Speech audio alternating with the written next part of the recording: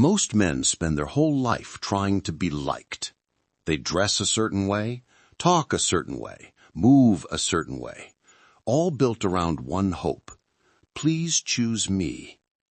They buy gifts hoping it'll mean something. They over-explain, over-text, over-share, trying to prove they're different.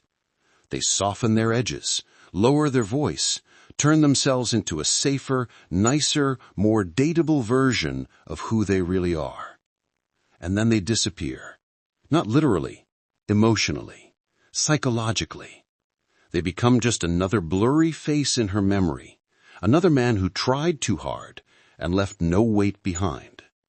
Because here's the dark truth no one wants to admit. The mind does not remember what felt easy. It remembers what it could not fully control. The goal is not to be the man she likes. It's to become the man her nervous system cannot ignore. The one she thinks about when she swears she's over it. The ones whose silence feels louder than most people's presence. You don't get there by performing. You get there by building something almost no one has. Psychological gravity. Psychological gravity is simple. It's the invisible pull of someone who does not need your approval to breathe. You feel it when you meet a person who is calm, unhurried, not chasing, not flinching. You feel that subtle fear, not fear of them, but fear of losing access to them. Now look at how most men move with women. He texts immediately. She takes hours. He retypes every message 3 times. He checks if she saw his story, rewinds every word they said. He's already living in her orbit, while she barely feels his. He's trying to win her. She hasn't even decided if he matters. And the more he tries, the lighter he becomes. Because what comes too easily never feels heavy. You want to know why the man who is always there, always forgiving, always understanding, is the one women quietly take for granted? Because there is no cost for losing him. No cost, no fear, no gravity. Love without the fear of loss becomes background noise, comfortable, warm, and forgettable. So the first shift is brutal but necessary. You cannot be unforgettable to someone who does not feel they can lose you. That doesn't mean screaming. It doesn't mean threats, ultimatums, control. That's insecurity dressing up as power. Real power is quiet. It sits in this sentence. If you stop respecting me, you stop having me. Picture this. 2 men, same woman. The first man notices she cancels plans last minute, answers when she feels like it, keeps him as an option. He feels it, but he's scared. Scared that calling it out will push her away. So he laughs it off, says, "No worries, I understand." He writes longer texts, tries to sound more interesting, offers more of himself hoping she'll see his value. She does see it. She sees that his value is for sale. The second man sees the same pattern, but he moves differently. No long speeches, no drama.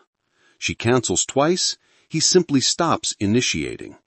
She sends a lazy, "Hey stranger," 2 weeks later. He takes his time. When they finally see each other, he's calm, distant, respectful, but the energy is different. He's present, but she can feel it. He's not hers. He's not upset. He's already accepted a simple truth. Her behavior made her place in his life smaller. She feels it before he says a word. Fear. Not of him. Fear that she misplayed her hand. Fear that she wasn't as important as she thought. That is where obsession begins. Not when a man pours himself out, but when he quietly proves he can take himself away. Most men believe love is earned by adding. More effort, more attention, more availability. In reality, what creates gravity is subtraction. You stop showing up where you're disrespected. You stop explaining why something hurt you. You stop reminding someone how to treat you. You just move, and you let your absence become the lesson. Because people may ignore your words, but they never ignore a door that suddenly closes. Now look at another dark angle. Image. You can be kind, loyal, intelligent, full of depth and good intentions. But if you walk into a room with weak posture, a restless gaze, nervous movements, and apologetic energy, no one feels that depth. She doesn't feel a man. She feels a question mark. You know what most men tell themselves? If she gets to know the real me, she'll understand. But attraction doesn't start with the real you. It starts with what her body feels in the first few seconds of being near you. She doesn't open a file and read your resume. She scans your presence. Do you move like someone who betrays himself to be accepted, or like someone who would rather be alone than be tolerated? Do you look at her like she's oxygen, or like she's interesting, but not your God? Do you fill silence with nervous jokes, or do you let it breathe? You don't need to be perfect. You need to stop leaking neediness from every gesture. This is not about pretending. It's about alignment. When you feel uncertain, stand as if you're allowed to exist. Shoulders back, not exaggerated, not macho, just awake. When you feel anger rising, you don't explode. You lower your tone, slow your words, not because you're faking calm, but because you refuse to be dragged out of your center. You don't lie about who you are. You refine how you carry who you are. Most men overshare. They throw their whole life story on the table in the first week. Here's everything I've been through. Here are all my scars. Here's all my insecurity. Please don't drop me. They think this is vulnerability. Often it's just emotional dumping disguised as honesty. Mystery isn't about playing games. Mystery is when you choose not to put your entire inner world up for sale on the first interaction. You let her see your presence, your focus, your standards. You answer questions honestly, but you don't turn every conversation into confession night. Why does mystery pull so hard on the mind? Because what we cannot fully map, we cannot fully control. And what we cannot control, we keep thinking about. Now combine this with something older than any dating advice. Strength and intelligence. The lion and the fox. There will be moments when she tests you. Sometimes she knows it. Sometimes she doesn't. She'll throw small comments at your insecurities. She'll shift from warm to cold, just to see if you chase. She'll say, "I don't even know what I want right now," and watch how you react. Most men make the same mistake. They rush in with reassurance. They over-explain, over-apologize, over-clarify. She pulls away an inch, he runs a mile after her. She goes quiet, he sends 5 paragraphs trying to fix things. He thinks he's saving the connection. He's actually showing her there is no test he cannot fail. You can't become unforgettable if everything shakes you. The lion in you is your boundary. The part that refuses disrespect, that doesn't crumble when someone is moody, that doesn't move every time someone else's emotions do. The fox in you is your awareness. The part that notices patterns, listens more than it speaks, stays calm when bait is thrown, and chooses its moment. If you are only the lion, loud, forceful, always asserting, you'll be easy to provoke. One insult, one cold reply, and suddenly you're arguing, explaining, trying to prove you're right. Your power turns into noise. If you are only the fox, charming, clever, but always slippery, you'll never feel solid. She may enjoy you, but she won't trust you to hold your ground when life gets hard. When both sides are alive in you, things change. Imagine she gets moody for no clear reason. Her responses get short. Her tone sharpens. A part of you wants to ask, "Did I do something wrong?" 100 times. The fox in you watches instead. You don't take every shift personally. You don't reward coldness with more effort. You stay present, but you don't dance faster to earn warmth. Later, she throws a comment that crosses a line. Maybe she disrespects your time. Maybe she calls you something she shouldn't. That's when the lion moves. No shouting, no guilt trip, no lecture. Just a quiet, "Don't talk to me like that." And if it continues, distance. Real distance. Not a tantrum, a decision. The moment she sees you won't fight to be tolerated, something rewires. This is how respect is born, not from the fear of your rage, but from awareness of your standards. Here's another dark layer most men overlook. You don't control someone by fighting their beliefs. You influence them by destabilizing their certainty. And again, this isn't about manipulation. It's about refusing to be another man who nods at everything she says just to feel liked. She says, "All men are the same." Most guys rush to say, "Not me, I'm different, I promise." They start a campaign to prove their uniqueness. You? You simply say, "If you keep believing that, you'll keep picking the ones that prove you right." And then you let it sit. She says, "I hate when guys are distant." You look at her calm. Sometimes distance is just self-respect. Then you change the subject. You're not attacking. You're not arguing for hours. You're dropping a line that forces her to confront herself.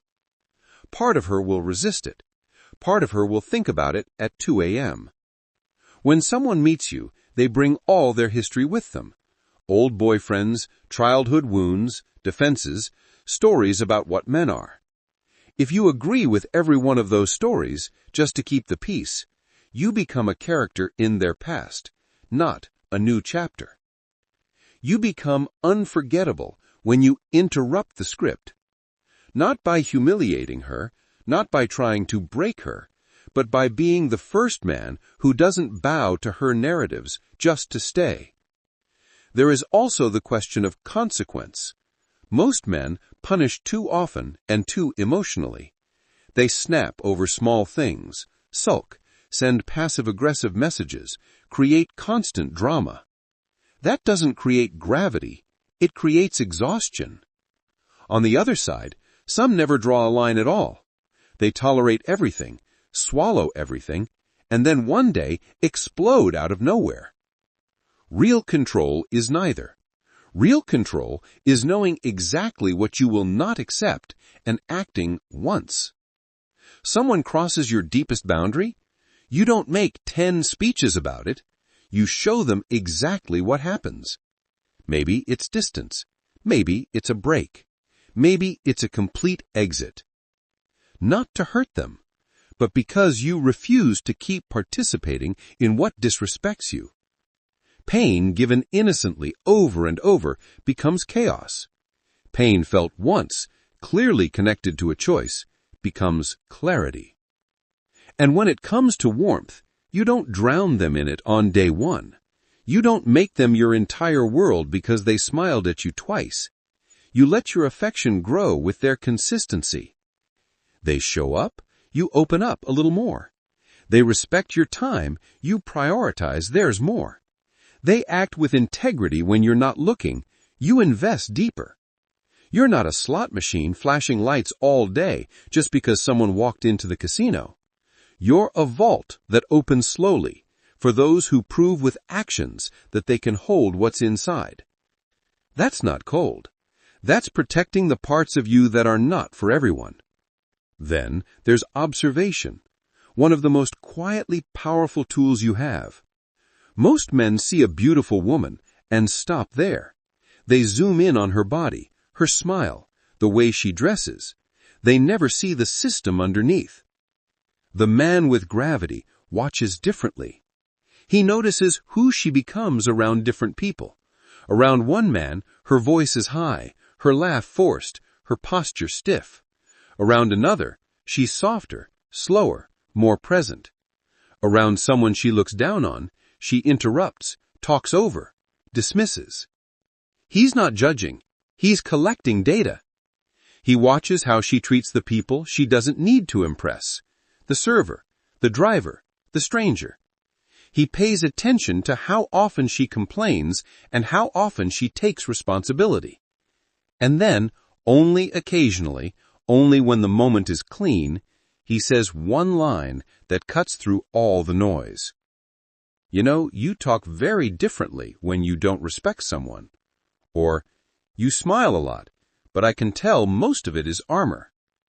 No smile on his face, no dramatic tone, just calm observation. Then silence. That silence is not a tactic. It's space. Space for her to realize he saw something she thought was hidden. Most men tell her she's beautiful. Few men tell her what she's really doing. You don't weaponize this. You don't throw observations in her face to make her feel small. You just refuse to be another blind admirer. Because when someone realizes you can see past their mask and you still stay calm, you become different. You become a mirror they can't find anywhere else. And if you ever wonder why some people can't stop thinking about someone who didn't even stay long in their life, it's usually this. That person said or did something that cracked their self-image, and then didn't demand anything in return. Now we come to one of the darkest yet most important forms of control: absence. If you are always available, always answering, always lingering in the background of her life, you become part of the scenery. She doesn't feel you there anymore. Predictability kills intensity. It's safe, it's nice, it's rarely unforgettable.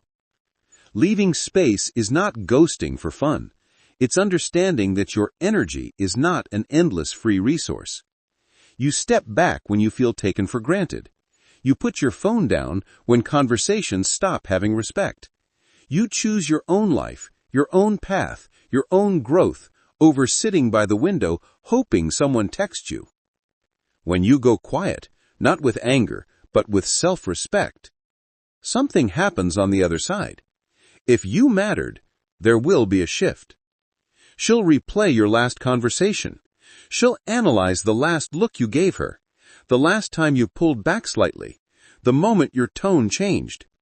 She will wonder if she misread your importance in her life. And here's the important part. If she doesn't notice you're gone, you just got your answer. You weren't a center of gravity there, just a background light. You don't use absence as a trick to hook someone who doesn't care. You use it to stop overfeeding someone who has already shown they won't value you. Presence should mean something. If it doesn't, learn to leave. Because the man who knows he can walk away, and actually does when his standards are violated, is the man very few forget. Sometimes your greatest power is not in what you say, or what you show, but in what you are willing to no longer give. And that brings us to the deepest layer, becoming a turning point. Most people don't remember every person they dated. They remember the ones that forced them to confront themselves. The one who finally mirrored back their patterns. The one who refused to be manipulated. The one who didn't chase, didn't